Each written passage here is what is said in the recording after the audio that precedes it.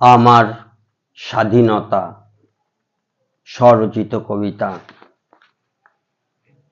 এক মাথা কোঁকড়ানো চুল, পরনে হেঁটো ধুতি, ছোট্ট ছেলেটি আমায় বললে, আজকে কি গো, এত তিরঙ্গা পতাকা উঠছে কেন? তুমি বুঝি জানো না আজ স্বাধীনতা দিবস? এটা আমার সোনার ভারত। হেসে উঠে আরো বললাম, তোমার নাম কি খোকা? তোমার বাড়ি কোথায়? একটু মাথা চুলকে বললে, আমার বাড়ি তো হাবিবপুর। সেটা আবার কোথায়? স্মিত কণ্ঠে উত্তর এলো, মেদিনীপুরের হাবিবপুর গ্রাম। নামটা শোনোনি কখনো? দৃঢ় ভঙ্গিমায় শটান দাঁড়িয়ে যুবক, আমি কেমন তালগোল হারা। তবুও বললাম না, মানে তোমার বাবার নাম কি?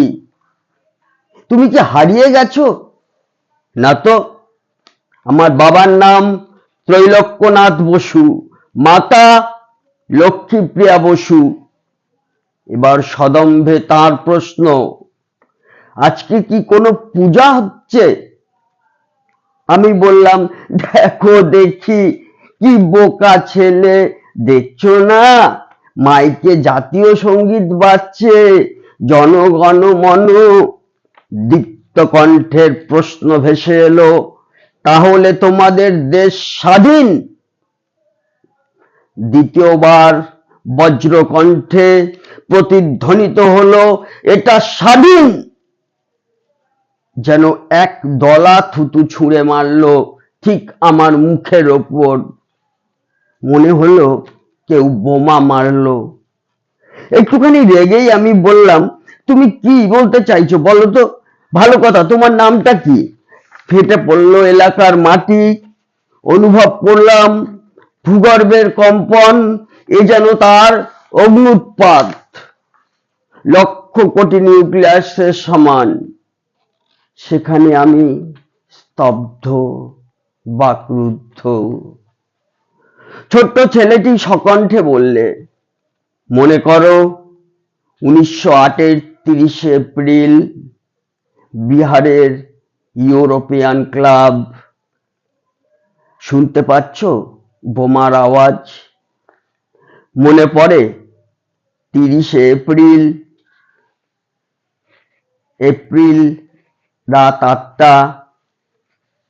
মনে পড়ে মুজফ্ফরপুর? মনে পড়ে পীতাম্বর দাসের সেই গান, একবার বিদায় দে মা?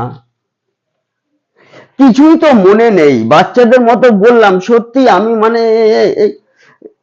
এসবের কিচ্ছুটি জানি না। তাই তো দেখছি তোমাদের মেরুদণ্ড সোজা নেই। তাও আমার ফাঁসি হয়েছিল, একবারই হয়েছিল, তাও 6 মিনিট লড়েছিলাম, মরেও ছিলাম একবার।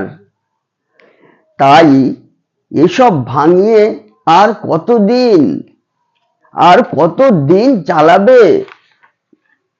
তোমাদের ফাঁসি হয় রোজ রোজ, তবুও তোমরা বেঁচে আছো উলঙ্গ হয়ে।